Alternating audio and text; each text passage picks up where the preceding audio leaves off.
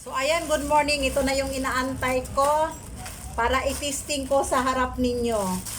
179 tatlong piraso. So susubukan natin kung totoo ba yung nasa, syempre, sa kanilang mga sell stock. Susubukan natin kung talagang takip ba ang bilbil. Ay, mali pala ako. Hindi pala siya tatlong piraso. 2 piraso lang pala. So ito yung in-order ko na 179 dalawa. Susubukan natin ngayon kung talagang okay ba siya. Ay nako, bagay lang pala itong mga bra na to sa mga walang hinaharap. Kagaya sa akin, hindi pwede. Tingnan nyo, lutang na lutang.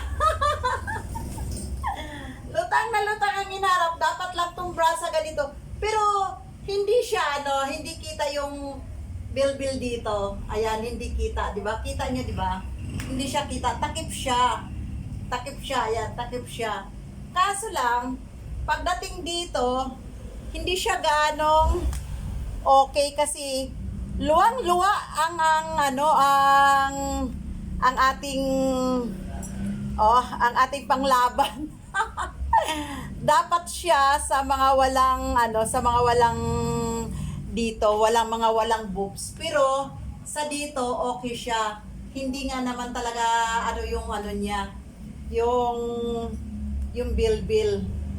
Hindi okay siya sa likuran at saka dito. Ayan Ayan. Okay siya. Natatago yung taba natin. Pero pagdating dito sa harap, meron din kasi akong harap kaya hindi siya gaanong okay.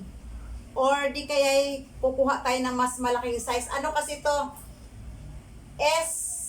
Small to large. Dapat siguro XL to 2XL siguro, ano? Ewan ko lang. Kasi yun lang ang size dito eh.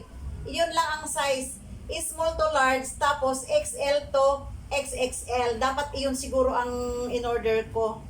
So, hindi ako gaanong satisfied kasi hindi ko rin siya magaanong magagamit dahil kitang-kita yung naiipit yung aking yung aking boobs, naiipit.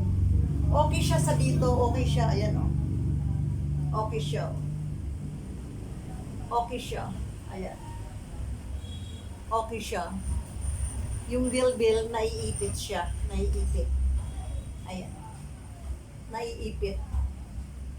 Pero pagdating sa dito, hindi ako gaanong satisfied.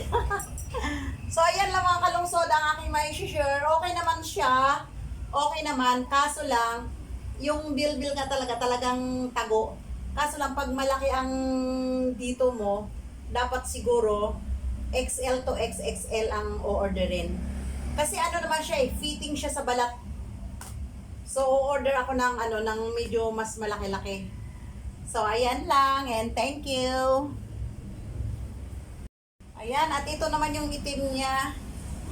Mas gusto ko yung parang yung may pagka-blue. Ang itim, okay naman siya, pero mas gusto ko yung blue. Parang mas malapad yung dito ng blue, or tingin ko lang kaya siguro. Parang maiksi yung itim. So, ayan yung ating 179. Okay siya sa sa bilbil, pero pagdating dito masyadong ipit na ipit. So, ayan lang mga kalungsod. And thank you for watching. Ang inyong Lola na Ramparera.